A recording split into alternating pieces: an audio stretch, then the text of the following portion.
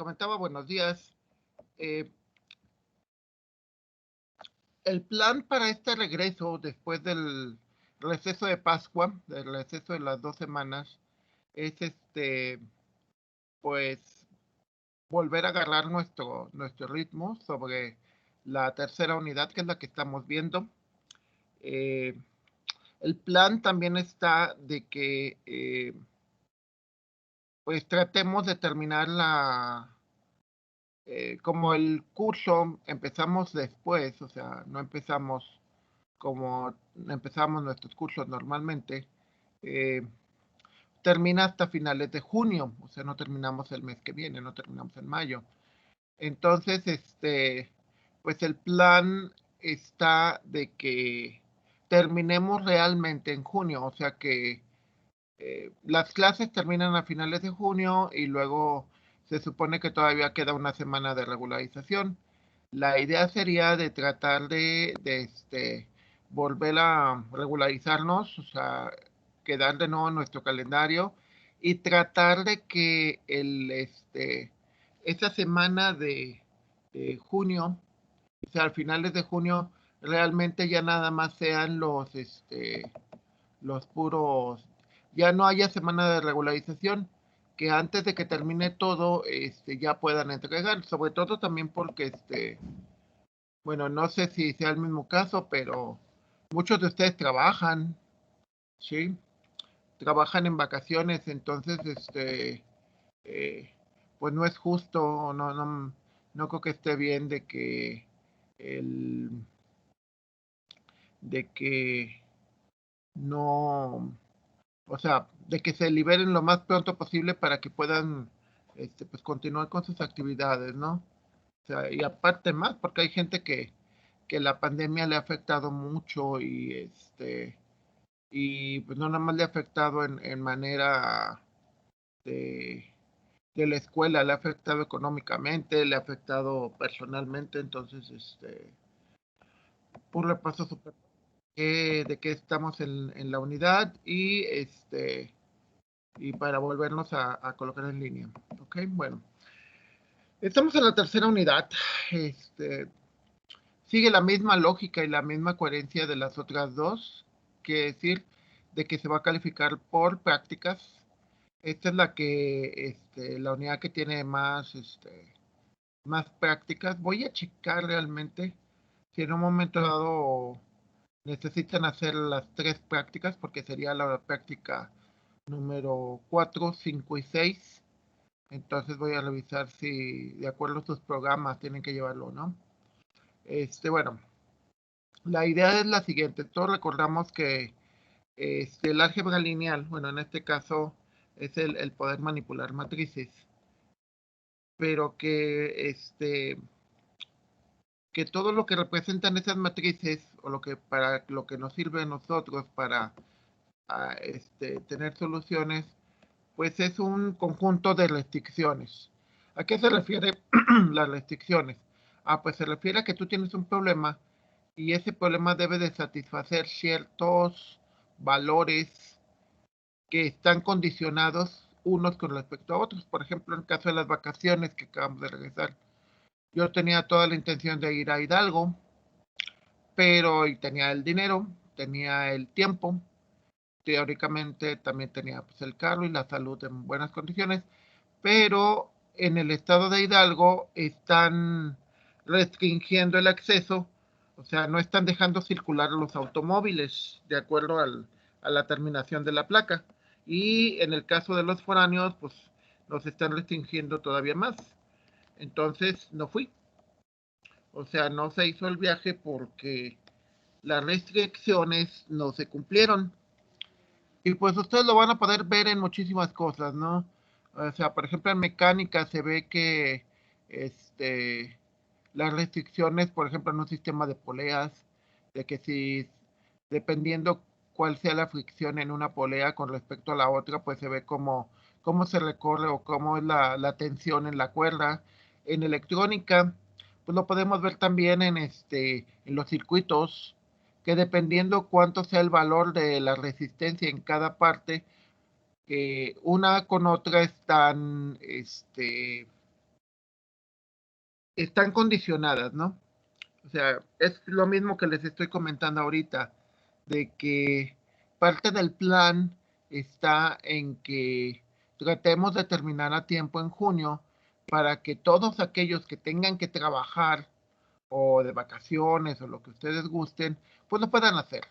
O sea, tratemos de que la restricción de que del tiempo pues por lo menos se pueda cumplir y ojalá pues las demás restricciones que son las de ahorita la restricción de la pandemia pues también se pueda cumplir, es decir, una serie de valores que están restringidos unos con otros y que tratan de que encontrar la manera, encontrar la intersección de esas restricciones para satisfacerlas, ¿no? Recordemos, son problemas en los cuales dependen de varias cosas. Como les decía, mi viaje pues dependía de varias cosas y no se hizo. Y así pueden ser muchas más, ¿no? O sea, por ejemplo, ahorita pues lo podemos ver en la vacunación, que también es un problema de de varias restricciones. La restricción inicial, no hay suficientes vacunas. Por eso se vacunan primero un sector y luego otro. Segundo, se quiere vacunar, pero también no se quiere que tengas a toda la gente junta. Entonces, por eso la separas ahorita creo que lo van a hacer en San Luis por el apellido y cosas por el estilo. Entonces, de nuevo, como les comento, son un conjunto de restricciones. Entonces, tratamos de que ese conjunto de restricciones se satisfaga, ¿sí?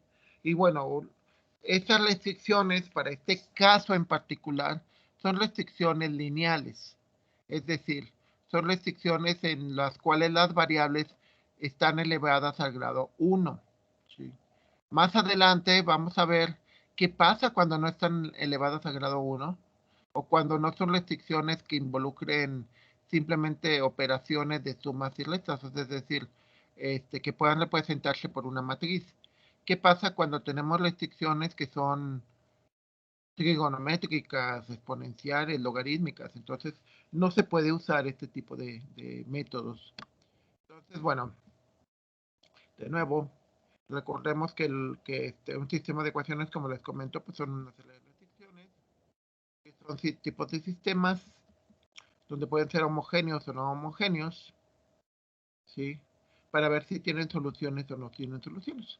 Y habíamos visto de que hay esquemas como el primero que tienen aquí, que tiene una solución única y que es el que buscamos. Tenemos sistemas donde no existe una solución, donde no se puede porque las restricciones son paralelas, es decir, es imposible satisfacer todas las restricciones. Y por último, donde tienes un caso donde no hay suficientes restricciones. Recordemos que para que tú puedas encontrar la solución a tu sistema, tiene que haber el mismo número de restricciones que, que incógnitas. Es decir, si tengo dos incógnitas, tiene que haber dos restricciones. Si tengo cinco incógnitas, tiene que haber cinco restricciones. Si hay menos o hay más, entonces eso me hace que mi sistema no tenga una solución única, que es lo que pretendo. Entonces, hay muchos métodos. No, creo que varios han visto o recuerdan de álgebra lineal lo que eran los determinantes, métodos de Cramer, cosas por el estilo. Eh, que de hecho, si me acuerdan, perdón, si me acuerdan, tengo las soluciones para Kramer y para algunas cosas de esas, entonces igual las puedo subir, realmente no forman parte de este curso, pero bueno, vienen ya solucionadas, ¿no? Y esto puede ser interesante. Yo les comentaba el concepto de Gauss, y nada más como recordatorio. Gauss lo que intenta es el concepto de divide y vencerás.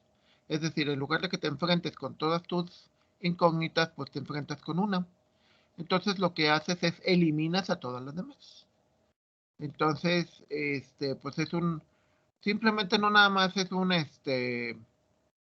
método de solución de sistemas de ecuaciones. Ustedes lo pueden ver para su vida personal, ¿no? De que muchas veces tienen muchos problemas y pues lo más sano siempre es o sea, no pienses en todos al mismo tiempo, piensa en uno solo ¿sí? O sea, por ejemplo, ahorita que todos estamos haciendo cosas desde nuestra casa, pues igual pueden tener ocupaciones de que, pues tengo que limpiar mi casa, tengo que arreglar reparar ciertas cosas, tengo, bueno, en el caso de nosotros, yo en mi caso que tengo hijos, pues tengo que apoyar a mis hijos, ir al mandado, pero pues la idea sobre todo es, todos los problemas no los veo juntos, digo, ahorita ¿cuál es mi problema? Pues la clase, mi trabajo. Y para cierta hora mi problema va a ser desayunar. Y luego mi siguiente problema es arreglar todas las cosas pendientes. ¿Sí? En vacaciones trata de contestar los mensajes que me enviaron. En caso de que a alguien todavía no le califique o algo por el estilo, con gusto se lo arreglo, no hay problema. Sí trabajé, califiqué muy pocas cosas porque también me llegaron muy pocas. Pero bueno, de lo que me llegó y que quedan algunas dudas, no hay ningún problema, se los califico o lo podemos ver. Y los que no, pues igual lo podemos ver. Tratemos, como les digo, el plan o la estrategia es de que tratemos de ver todo lo retrasado. O sea, por ejemplo, ahorita ya terminamos 2 unidades, vamos por la tercera, tratemos de llevar todo eso retrasado a completarlo para que no tengamos en junio, porque me llega a pasar que los compañeros de repente, por las razones que ustedes quieran, descuidaron la materia y quieren que les califique las 12 prácticas en la última semana o quieren que les califique los 6 proyectos la última semana. Entonces tratemos de evitar eso. Traten de evitar la procrastinación, es decir, dejar todo para después. Entonces, bueno, nada más repasando de nuevo, esta es la idea de Gauss. Entonces, ¿cómo se hace eso? Pues simplemente el proceso de eliminación, ya lo vieron en álgebra lineal, que no es otra cosa más que manipular las ecuaciones de tal manera que al momento en que se sumen entre ellas, recordemos que mientras a una ecuación le apliques las mismas cosas de ambos lados, pues la ecuación va a seguir siendo la misma. Entonces, con ese concepto de balance, al momento de sumar y restar términos, pues vas eliminando restricciones y al final de todas tus n restricciones que tenías te va a quedar una. Que esa restricción pues se resuelve fácilmente despejando. La eliminación gaussiana, si vemos el algoritmo, es muy sencillo en el sentido de que primero lo que se establece es un pivoteo. El pivoteo, recordemos que es un elemento de la diagonal principal, la diagonal del medio, que que lo único que hace es se trata de primero establecer una condición para ver si un valor de P que debe de ser el entero más pequeño, o sea, checar si hay el suficiente número de ecuaciones, en este caso P sería el número de ecuaciones. Si el número de ecuaciones está dentro de los valores y la diagonal superior no hay un 0, entonces si ese valor de P no es, es menor que el número de ecuaciones, entonces se dice que no hay una solución única y se detiene el programa. Si se establece que si P es igual a 5, entonces se hace un intercambio. O sea, si hay cambios en los renglones para, para hacer más rápido el sistema, y lo que se hace simplemente es, en este caso primero M, se hace un pivoteo con el valor del término que estamos usando para eliminar a los demás. Después se hace el clásico de, con ese término se aplica, se multiplica todos los elementos por ese pivoteo, de tal manera que se va a eliminar, o no sé, bueno, se vuelve el coeficiente, se vuelve 0. Entonces, al volverse el coeficiente 0 de una restricción, entonces ya no tenemos esta restricción. Y obviamente eso se hace pues para todos y cada uno de los renglones. Hay una cosa que es muy importante.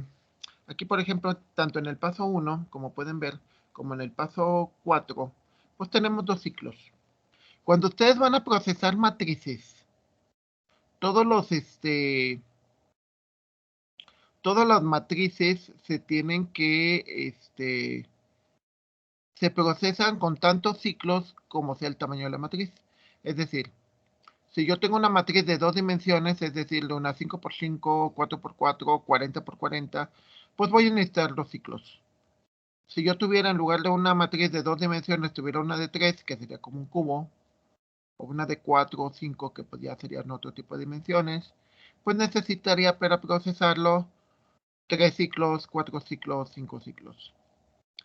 Ya que se hace esa eliminación gaussiana que tenemos aquí, después se hace un simple despeje, con lo cual obtenemos el primer valor de x de n, y luego ya después lo que se hace es la famosa sustitución hacia atrás, en donde lo que se hace se van despejando a partir de la primera se supone que la eliminación gaussiana nos deja en el fondo del sistema, nos deja una sola incógnita.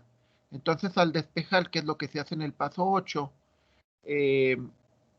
lo que hacemos después es vamos despejando todas las demás, es decir, al obtener una solución, después nos pasamos al siguiente renglón que tiene dos incógnitas, pero despejando uno, pues ya quedaría una sola incógnita y se vuelve a aplicar las mismas reglas y así sucesivamente para volver a encontrar las incógnitas que nos faltan. Bueno, aquí la famosa tenemos el sistema de ecuaciones. Recordemos que un sistema de ecuaciones es la matriz es una representación de ese sistema, una representación simplificada para ponerlo manipular más sencillo.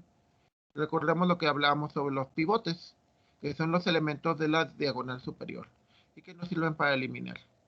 Bueno, esto recordarán de álgebra lineal, se generan los pivotes, se van haciendo las operaciones para ir cambiando y bueno, recordemos que como se hacía en álgebra lineal, pues se elimina la primera incógnita, que menos obviamente del primer renglón. Luego en la siguiente columna se va a eliminar si cambia el pivote, se elimina la segunda incógnita. Por lo tal, en el último renglón nada más nos va a quedar un solo elemento. Estas son las operaciones que se realizan. Ahorita lo vamos a ver más claro en Excel, viendo las fórmulas. Y bueno, ya que tienes esto de acá, es lo que les comentaba sobre el divide y vencerás. En el último renglón podrán ver que ya nada más tienen una incógnita. Cuando se tiene una incógnita es muy sencillo porque simplemente hay que despejar. Y bueno, ya después de eso, pues hacen lo que hacían en álgebra lineal, de hacer la sustitución para atrás, para poder encontrar los valores de x1, x2, x3. ¿Sí? Bueno, ¿cómo pasa ya cuando lo hacemos en la práctica? O sea, cuando realmente, bueno, esto no sé qué, no es práctica número 4. En la práctica número 4, nosotros podemos ver en Gauss como, bueno, conozco Excel, pero no así demasiado. No sé si existe algún tipo de ciclo que se pueda hacer como en los lenguajes de programación, pero lo que sí, se puede hacer es, pues repetir patrones. Entonces, podemos verlo aquí en la forma más sencilla de que voy a tratar de hacer un acercamiento para que se vea mejor la... Ok, perfecto. Primer detalle que es importante. Nosotros, el primer renglón nunca se cambia. Entonces, la primera parte del algoritmo es que el primer renglón nunca se cambia, no se altera. El segundo renglón, como lo podrán ver aquí, ¿sí?, es lo que aplicamos esas operaciones de pivoteo. En este caso el pivoteo pues va a ser las celdas A1, sería la celda de pivoteo, porque es la que está en la diagonal superior. Pero aquí vamos a ver algo más interesante, el concepto de patrón. ¿Sí? Vean bien cómo está la fórmula aquí en el renglón 6. Ahora pasemos al siguiente elemento del renglón y vean cómo está la fórmula. Prácticamente es igual, con la diferencia de que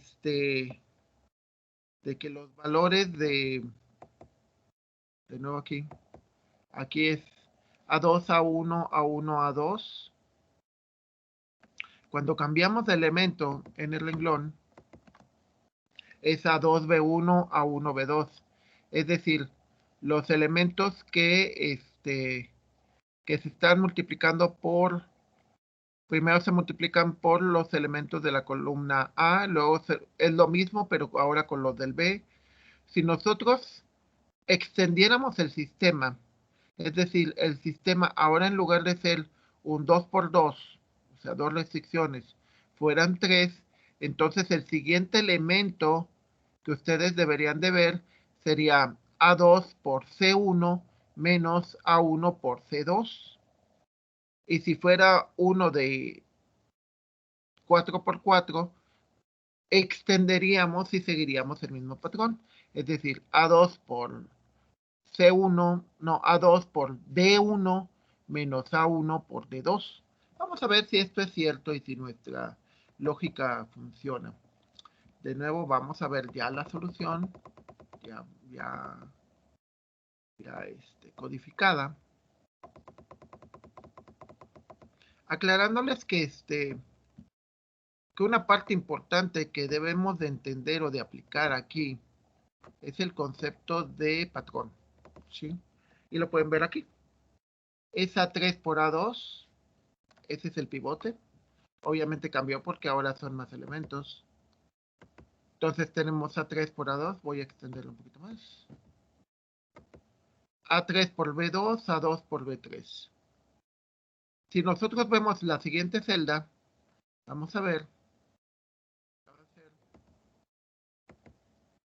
A3 por, perdón, A3 por C2, voy a expandirlo más para que se vea claro. A3 por C2 y A2 por C3. Si me expando a la siguiente, pues nosotros vamos a ver que siguen exactamente el mismo patrón. Eso es importante porque los humanos tendemos mucho a veces, bueno, en ciertos casos eso mismo se le llama prejuicio. Un prejuicio no es otra cosa más que un patrón que a veces seguimos sin juzgar. Pero bueno, aquí en este caso, en cuestión de matemáticas, los patrones son muy importantes porque de alguna manera nos permiten ver el comportamiento de un fenómeno. Aquí en este caso el fenómeno es de que el A3 y el A2 es el pivote, es el que se mantiene constante. Pongamos un caso, les haré una semejanza. Es como los docentes. O sea, en mi caso, yo soy el docente, yo soy el pivote, es el que siempre se repite, pero ese valor que se repite no siempre es igual. O sea, ustedes son, por ejemplo, el grupo A, el primer grupo. Entonces, vemos que la fórmula de aquí, aunque el pivote sea el mismo, o sea, el docente sea el mismo, pues el grupo no. Pero sí se sigue un patrón. Si me voy al segundo, a la segunda, ustedes lo pueden ver directamente en el material. Chequen las fórmulas. Aquí, por ejemplo, el pivote es el mismo, es decir, el docente, su servidor, es el mismo, pero el grupo ya no. O sea, el A3, A2 es el mismo, pero ya no es igual que la celda 7. En la celda 7 era A3 por A2 y es A2 por A3. Aquí en este caso es A3 por B2 y A2 por B3. Si nos vamos a la celda C7, pues vemos que la fórmula es semejante, es decir, sigue el mismo patrón. De nuevo, por ejemplo, mi caso con las clases pues son semejantes porque al final de cuentas el docente, o sea, servidor, es el mismo. pero no son exactamente igual porque no son los mismos compañeros, o sea, cambian y eso pues altera las cosas. Lo mismo podría decirles del semestre anterior y del semestre próximo. Pueden cambiar las cosas. Entonces, pero el patrón va a ser igual. O sea, si hubieran llevado conmigo en manera presencial, esto no cambia. O sea, el programa, las prácticas, eso no cambia. Cambian algunos detalles, pero el patrón es el mismo. Y es importante porque muchas veces cuando nosotros automatizamos ciertos procesos, o sea, cuando ustedes resuelven un problema, si ese problema se parece o sigue el mismo patrón que otros, entonces aplican la misma solución. Y eso se puede ver en muchas, ¿cómo se llama? Pues en muchas cosas en la vida real. O sea, muchas veces un patrón no es otra cosa más que ciertas cosas que se repiten y ciertas cosas que simplemente hay que adaptarlas. Entonces aquí podemos verlo. Si nos vamos al sistema 4x4, de nuevo, podrán ver, en primer lugar, fíjense cómo en cada una de las etapas, el primer renglón nunca se cambió. Luego, en la segunda etapa, el primero y el segundo no cambian. En la tercera etapa, van a ver que el primero, el segundo y el tercero no cambian, cambia hasta la siguiente. Entonces, esto de alguna manera te va mostrando un patrón. Y es muy interesante porque si puedes encontrar un patrón en un comportamiento, eso lo puede hacer una computadora. ¿Sí?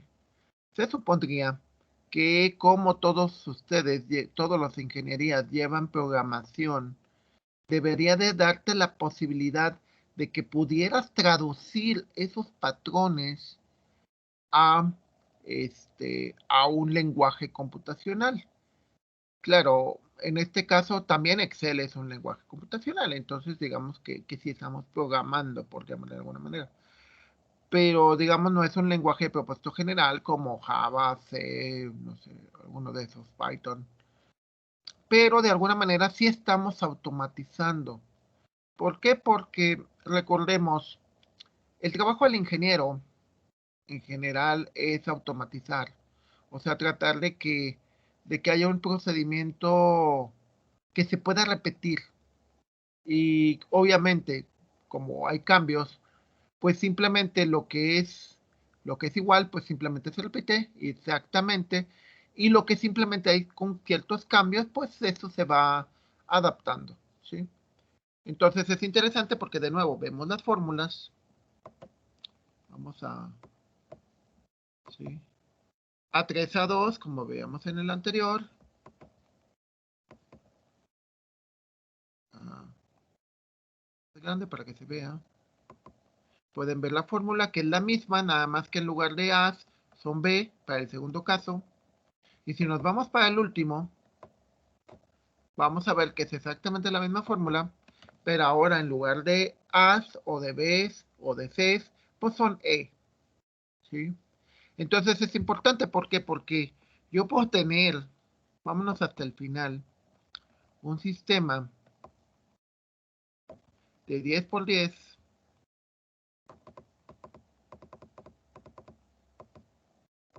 y y en este sistema de 10x10,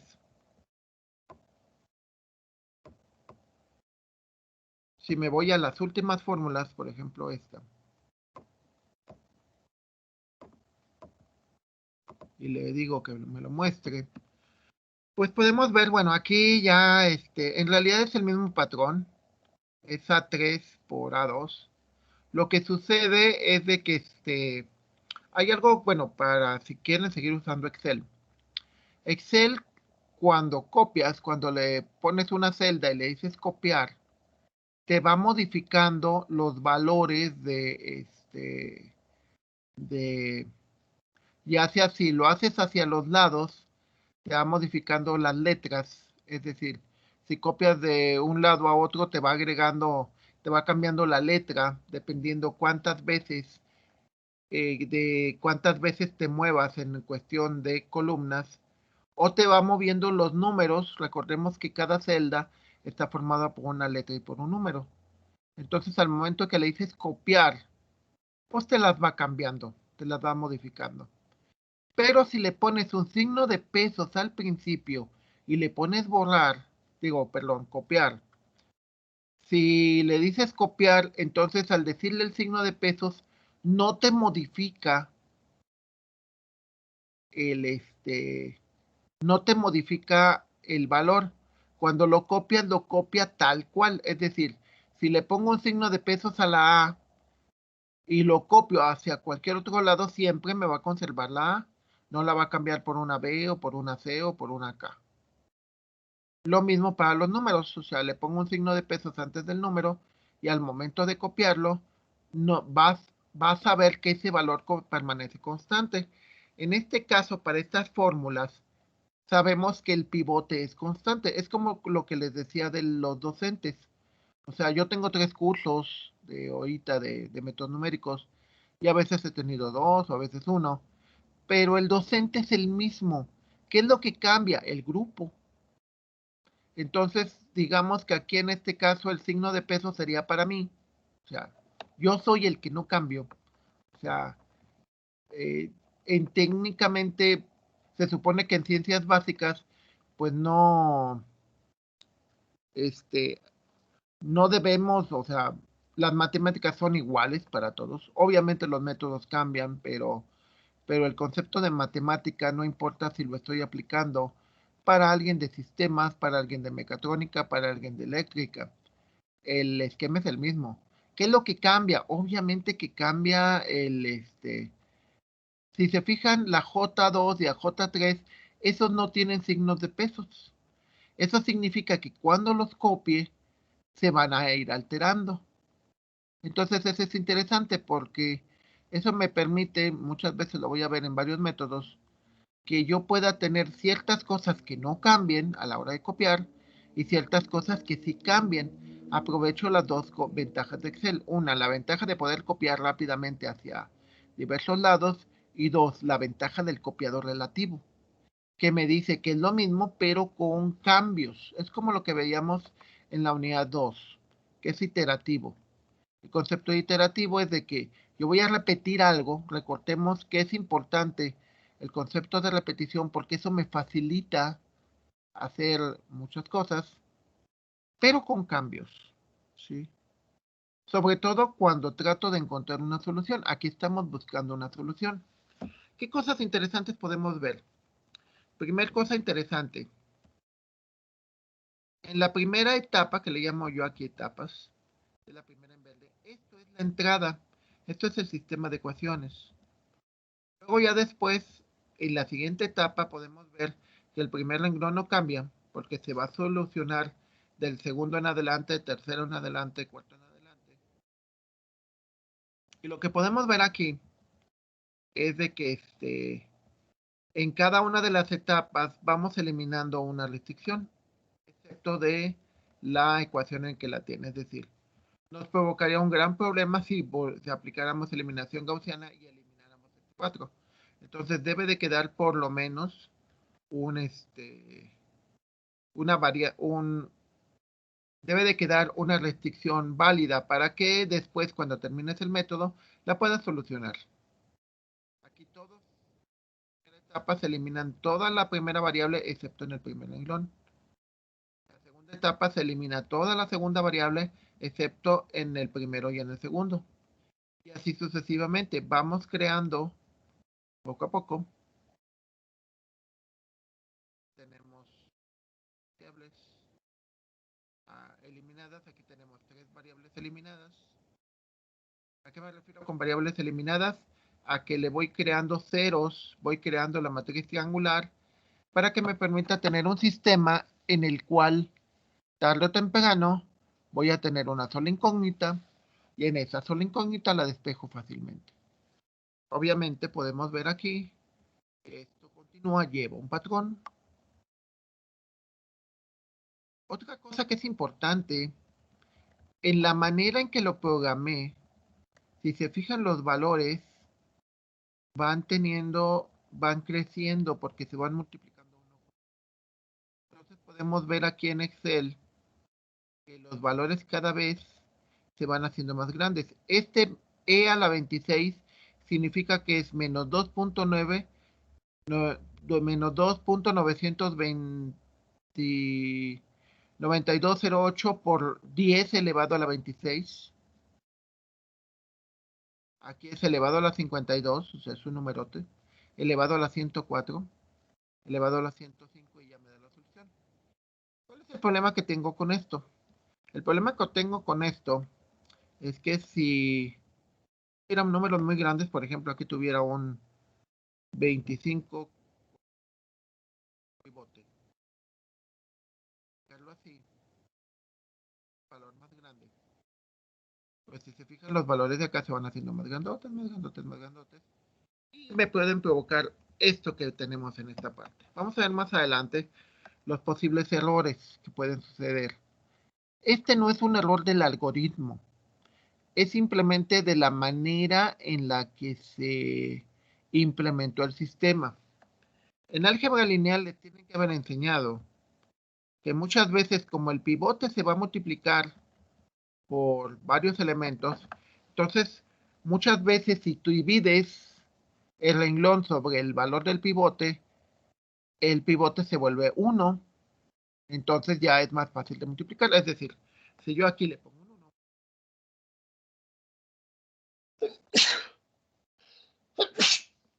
si aquí yo le pongo un 1, entonces aquí el valor pues ya se vuelve más pequeño y ya el sistema lo puede resolver. También da pie a otra cosa importante, el costo. Aquí si se fijan, pues en cada una de estos casos pues, seguimos un patrón. Y luego tengo que hacer operaciones de multiplicación y resta. Operaciones de multiplicación y resta. Entonces tengo que hacer un montón. Recordarán de álgebra lineal que existe una variante de este método de Gauss que utiliza exactamente el concepto de eliminación gaussiana, que es lo que conocemos como el método de Gauss-Jordan. La diferencia básica entre el método de Gauss y el método de Gauss-Jordan consiste en que yo tengo un sistema, utilizo exactamente la misma lógica, es decir, utilizo eliminación gaussiana y utilizo patrones donde igual como les decía en los casos anteriores, utilizo el pivote para ir creando ceros, es decir, eliminando valores de la incógnita, pero al final lo que hace Gauss es me genera la matriz identidad de este lado, ¿sí? La matriz identidad donde los elementos de la diagonal son unos y los elementos de la tanto superiores como inferiores se convierten en cero, ¿sí? ¿Qué es la diferencia? Pues, muy sencillo. Por ejemplo, aquí para hacer un Gauss, para hacer el anterior, tenía que hacer una sola etapa. En el caso del más sencillo, que es el 2×2. En el caso del Gauss-Jordan, tengo que hacer 2 etapas para que me genere esta solución. La ventaja de esta solución consiste en que directamente no tengo que hacer no tengo que hacer un despeje de todas las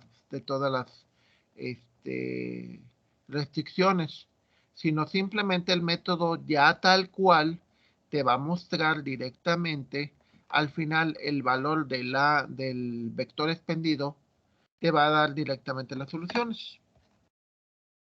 Vemos en el Gauss-Jordan que pasa exactamente igual, pero se hacen más operaciones. Por ejemplo, en el Gauss-Jordan de 3×3, en lugar de hacerse 2 etapas para obtener la solución, pues tienes 4, ¿sí? Y ya te genera esto. Podemos verlo en el caso más grave, por ejemplo aquí, que es un caso que tienes del ¿cómo se llama? Este tiene un error, pero bueno, vamos a verlo en este. En el caso del 10x10, que ya está programado. Sí. Hay dos detalles curiosos en la implementación. Primero, podrán ver aquí en este recorrido, implica un montón de trabajo. Esta es una solución. Primero, como implica más etapas, al momento de multiplicarse cada uno de los elementos e irse acumulando esos valores, pues necesitas tener valores cada vez más chicos, porque si mantienes tus valores normales, si tuvieras valores más grandes, como son muchos, como son muchas etapas, por ejemplo, si aquí en lugar del pivote le pongo un 1, le pongo 45,6, con ese simple cambio me arriesgo a que después de muchas etapas, como pasó aquí, ese gatito num lo que significa es un overflow o un desborde. Cuando les marque esto, gato num, no significa que esté mal el programa o el algoritmo es correcto. Lo que sucede es que Excel, este,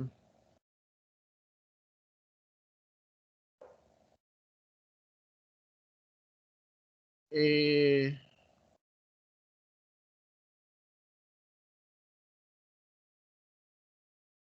en Excel, después de cierta cantidad de números, este,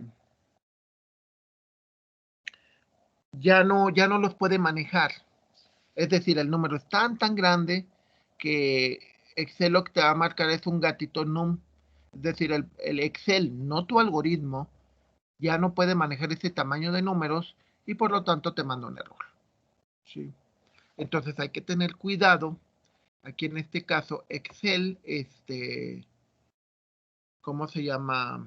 Si se fijan aquí al final, te marca error todo, porque precisamente empieza a generar errores en cascada, porque los números son excesivamente grandes. Ese es un problema muy fuerte porque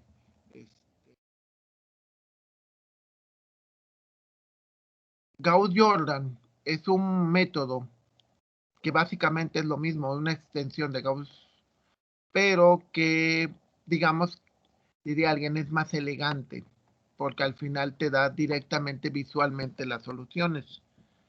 Pero en el caso el caso computacional, es más elegante, pero cuesta más.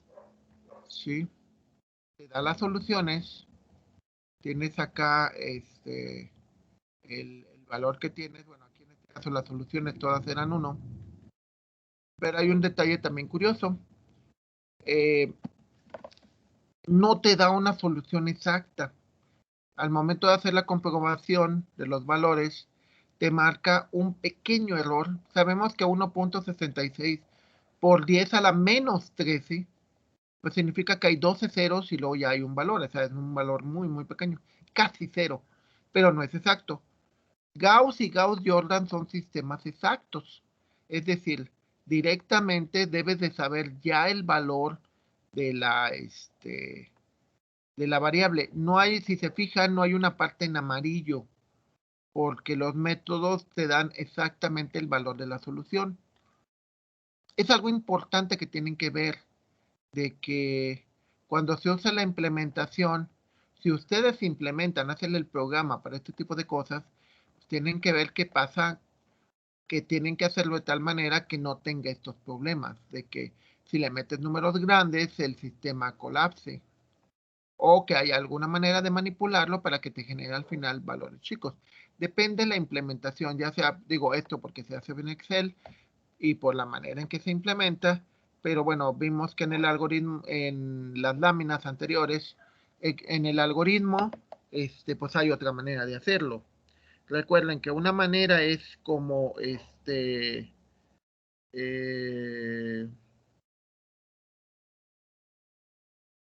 ¿cómo se llama? Eh,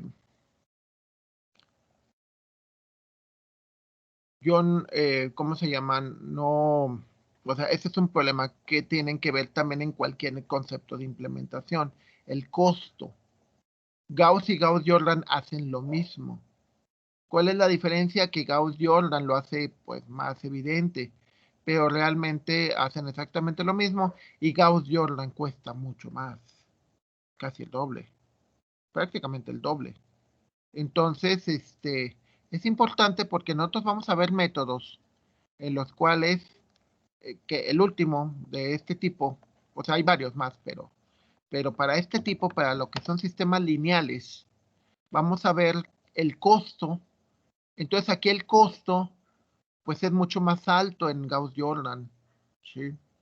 Entonces es bonito, es una solución elegante, matemática, agradable, pero es más costosa. Entonces muchas veces por eso no se usa, ¿sí? Entonces vamos a ver una tercera, que es la de factorización LU, en donde nosotros podemos tratar de obtener lo mismo, pero con un menor costo, ¿sí? Es importante porque cuando nosotros podemos decir, ah, pues es que la computadora se lo avienta, sí, pero también depende del tamaño de la matriz. Estaríamos hablando de que sistemas más complejos, que tienen 500 variables, pues no lo vas a hacer en una PC, o sea, te tardarías horas, o incluso, bueno, yo tengo amigos que trabajan en mecánica y ellos tienen matrices muy complejas y no nada más tienen que hacer una, tienen que hacer varias. Entonces, tienen que tener muy buenos equipos para que puedan realizar este tipo de operaciones. Entonces, es algo que tienen que entender y tienen que pensar a la hora de hacer una implementación, si es la única manera y cuánto cuesta. ¿Sí? Y diría alguien como lo mismo pero más barato, ¿no? Y es importante, ¿eh? O sea, incluso la gente que trabaja en centros de investigación y demás que tienen supercomputadoras, de alguna manera también es costoso, ¿eh? Y tienen que checar eso.